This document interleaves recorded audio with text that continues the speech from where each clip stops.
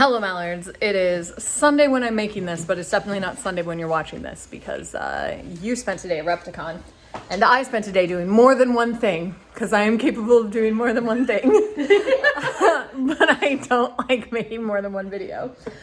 Anyway, I am hanging out with my favorite humans, and we are doing Expedition Endurance, the next time story. And we were debating, so we had three options. We put one of them away because it is the finale of the season, and we still have another game we're gonna play. But we were debating between Expedition Endurance, which is an Antarctic expedition, and Lumen Fidei, which has like Assassin's Creed vibes. So I said, obviously the only good way to solve this is to look at the characters that you can play and decide based on that, which seems like the only logical option. So we pulled out Endurance to just flip through and see what we could find.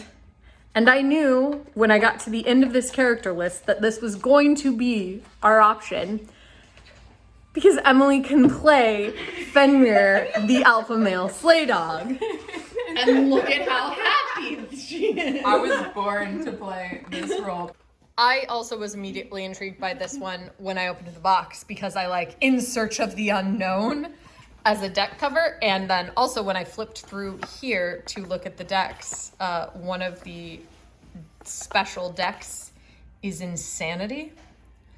And it's got like a Kraken Cthulhian sort of symbology happening. So I'm excited to watch us going all insane, I guess.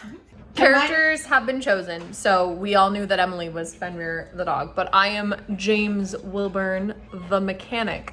But I chose him because he kind of has Wolverine vibes. And then he turned out to be the mechanic, and being a mechanic on a ship is just par for the course for me, so it made sense. Molly? I am Ray Mackenzie. He's a Scottish sailor who's seen some shit. Mm-hmm. And you picked him because of the red hair, obviously. Red hair, and he's got a brain. Mm-hmm. Okay, yeah. Nice. And Danny? I am Mary Florentino, because a woman aboard a ship is an ill omen. But more importantly, I want to be a young journalist. Oh. And as mentioned, Emily is Fenrir. Bark, bark. A woo. A woo. A woo.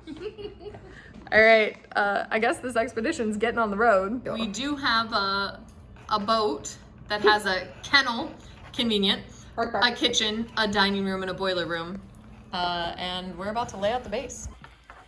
We literally just landed here in the boiler room, and we've already had a traumatic event. Going great. Yeah, they found half a body in the boiler. Mm-hmm.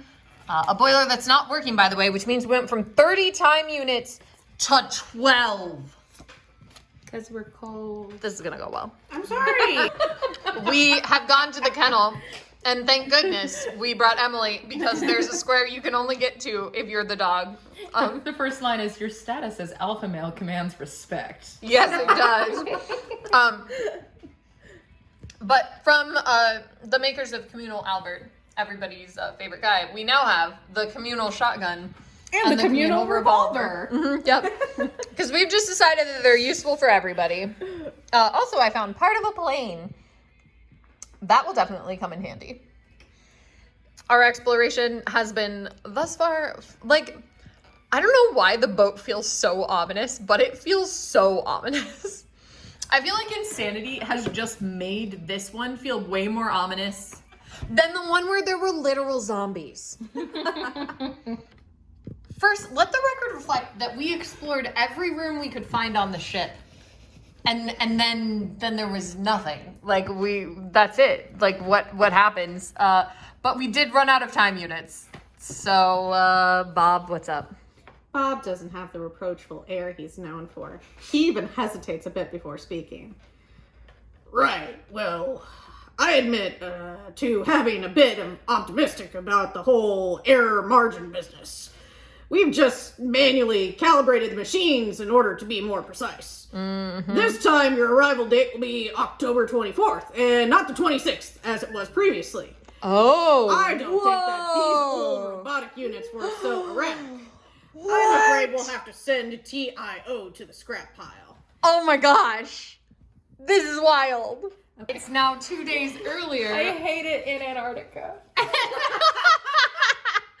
See, it had to balance out you getting to be a dog somehow, right? And it is by so much trauma and dead bodies. Anyway, the boiler room has a body in it, but this has more of a body, so I guess that's good. We'll see. So once upon a time, we let Danny go investigate green goo, and then she got this card, which she's incredibly cagey about, and doesn't want us to look at the green goo. Don't. And also doesn't want to tell us because she can't tell us what's going on this card, which makes us immediately mistrustful. And now she's lost all of her sanity because she looked at this painting, which doesn't seem that creepy to me, but go off. And now her face looks like this. And she also can't tell us what's going on. I can't. I'm still processing. I'm sorry. We have returned to the kennel. The dogs are creepier, but also there's no blood or dead bodies, so there's one less spot for us to go.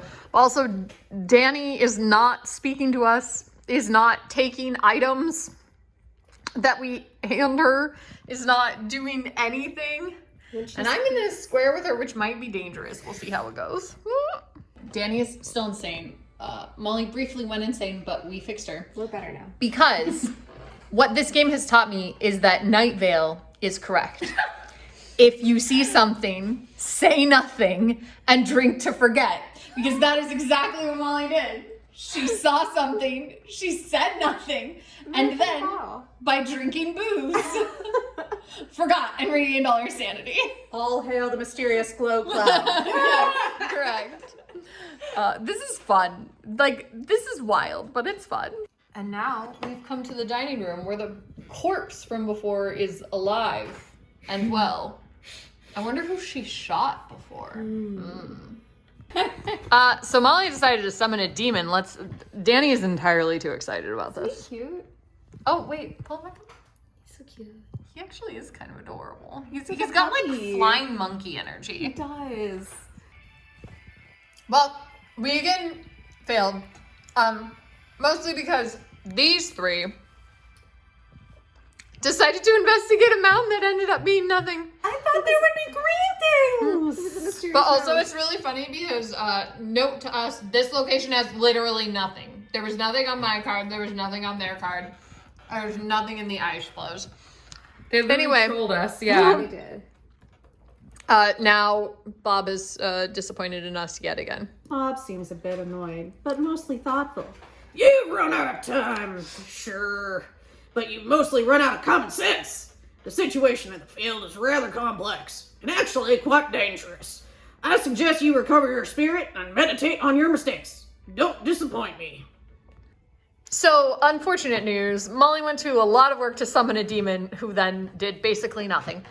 And now we are here, which looks like the old entrance to Dragon Challenge. And apparently...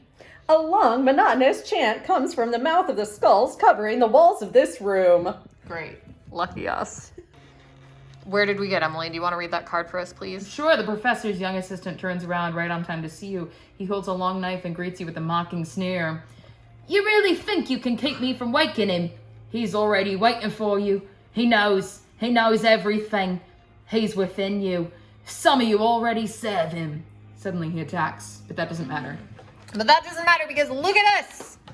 Wow, we are so lucky we have this thing defeated! Look at us wiping the board with this guy. Insta-kill.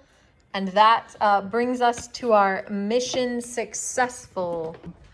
We successfully completed the mission. Yay. We sadly only get to keep one beacon because our score was not very high. But we are having celebratory cake. And I got to keep the green glue. Yeah, and Danny gets to be obsessed with green goo forever. Great. So we love that. Perfect. And I will see you tomorrow.